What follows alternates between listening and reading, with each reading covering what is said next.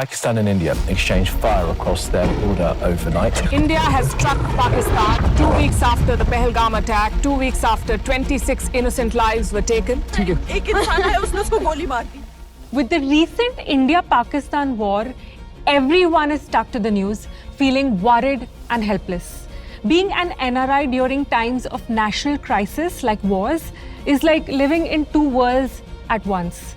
You might be sitting at your desk in London, Singapore or New York, but your mind is always in India.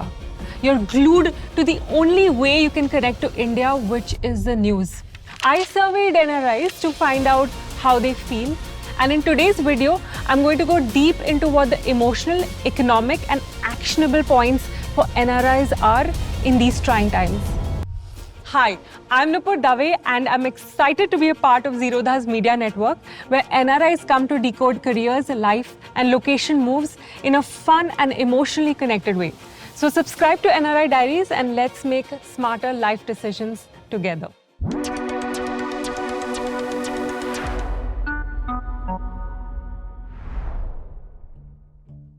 In 2011, Egypt had civil unrest.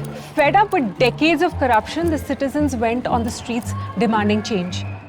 I remember it vividly because at that time, one of my Egyptian colleagues at work was worried and distracted. He couldn't function. His wife encouraged him to fly back to Egypt, and so he did and joined the protests in Cairo, returning a month later feeling calm and satisfied. The urge to be useful, to be connected, to not sit idle when your homeland is in pain is universal and deeply human. And when I spoke to NRIs recently, that same feeling echoed across every message.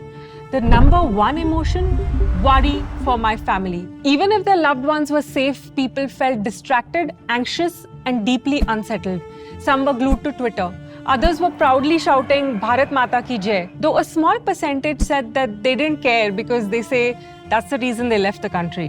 When I surveyed NRIs, one word that echoed across every NRI conversation, family. One person messaged me, I'm just in a constant state of panic with the news on all the time. I'm really scared for my parents. I know a few NRIs who didn't wait. They booked tickets and flew back to be with their parents. NRIs whose families live close to the border or in high-risk areas are often the most anxious. Blackouts and network issues leave gaps in communication, and if a call doesn't go through, suddenly your mind starts imagining the worst. This anxiety is not worth it.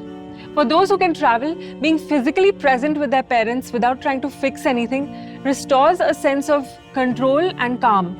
Just your presence with family is a message that you don't have to carry this alone, Mom. That said, if you're considering flying in, be mindful of airspace restrictions. I've heard of NRIs whose 20-hour trip turned into 40 hours due to flight redirection. So plan wisely and only travel if it adds more peace than panic. But for most, it's not that easy. Safety begins to feel like survivor's guilt. You're safe, but they're not.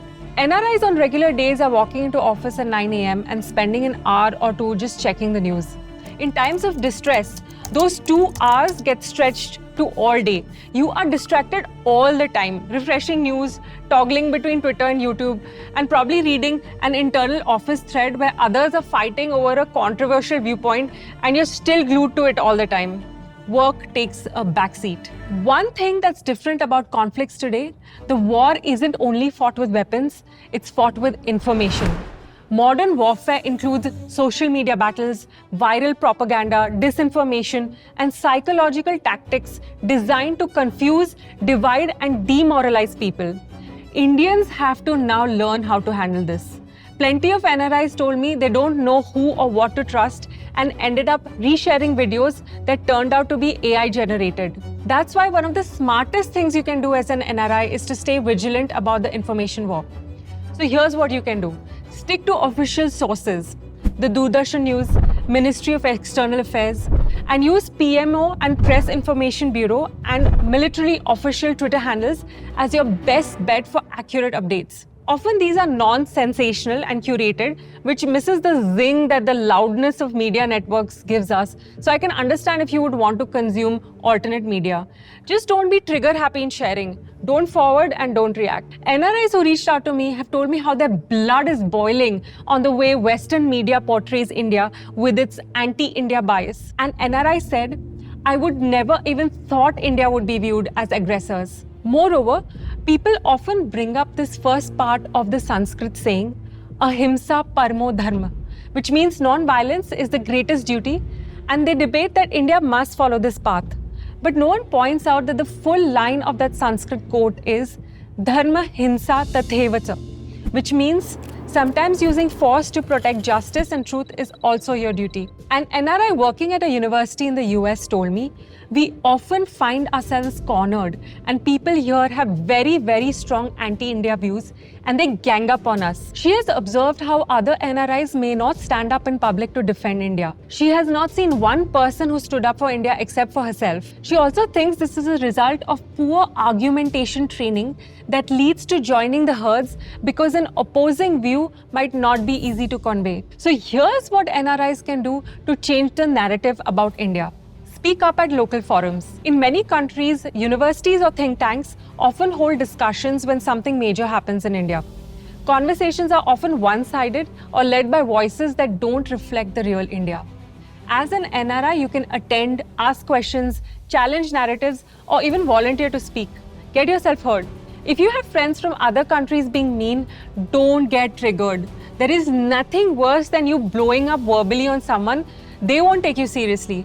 So stay calm and logical even if a discussion starts to get heated or feels disrespectful. Become an intellectual Kshatriya. Debate doesn't come easily to many Indians. The argumentative Indian is almost an oxymoron. We shy away from arguments. Use this time to learn how to put forward logical arguments. At the workplace, you won't shy away from sharing the full picture. NRIs can use social media strategically by creating their own content. Write LinkedIn posts, Twitter threads, or Instagram reels explaining what's going on from an NRI's perspective. If you're good at research, gather information collated for other NRIs to read. Another feeling coming through is the power of patriotism. An NRI said, I believe in the Indian Army. Jab tak wo hai, tab tak koi tension nahi. It's easy to dismiss patriotism as just an emotion, but in times of national crisis, keep this going. This pride acts as an anchor, giving people hope even when anxiety is high. It's tempting to want to do something immediately, and for many, that means donating money. But beware, don't just send money to anyone. One Indian journalist raised over 300K for COVID and was later accused of using much of it for personal expenses. Without accountability, your donation may never reach those who need it the most. If you do want to contribute, use verified official channels. The National Defence Fund is a government-run platform that supports the armed forces and their families directly. Or if you want to think long-term, consider investing in a vetted Indian defence tech startup. One of the quieter yet deeply unsettling fears that many NRIs have shared is, what will happen to India's economy if this escalates? One follower put it simply, we believe in India's growth story and the war will derail it. Wait, hold on. Don't sell your stocks. Every major conflict brings disruptions in trade or stock market jitters. But here's a perspective you might not have considered. Wars have historically been catalysts for economic transformation. After big conflicts, countries often grow stronger. The US economy boomed after World War II. Japan became a tech leader. Israel built powerful defense technology, and even India improved its defense after the Kargil War. Wars have led to technological leapfrogging. Radars, jet engines, nuclear energy, even the internet itself all have roots in military research. I know some movers in India who are actively bringing a group together for founders in defense technology. Wars also typically shift a country's focus inwards. Imports may slow down and create a massive opportunity for local businesses to step up, like Make in India. Believe it or not, wars have historically lowered unemployment. You're probably wondering, what can I actually do from so far away? First, keep this in mind. While your information is digital through news, many of us here in India are going about our lives. Don't get angry on Indians. We're on the ground, so we may not exhibit the same panic or behavior as you do. Don't let the noise increase your blood pressure. Have faith in our army. If you're thinking of flying in, check your routes carefully. Most importantly, this is a long game. Start building your corpus of savings now so that one day you can come back to India and create something meaningful. You can join a defense tech startup or even share your expertise, especially if you've worked in robotics or defense ecosystems overseas. You can also volunteer your skills. Platforms like iSpirit, which is building India's digital infrastructure, and Code for India, which conducts hackathons around the world, are always looking for people to pitch in. So you may not be on the front lines, but you are far from powerless. Learn to debate, give time to defense startups, build your investments, turn worry into contribution. Because even from across oceans, you are still part of India's story.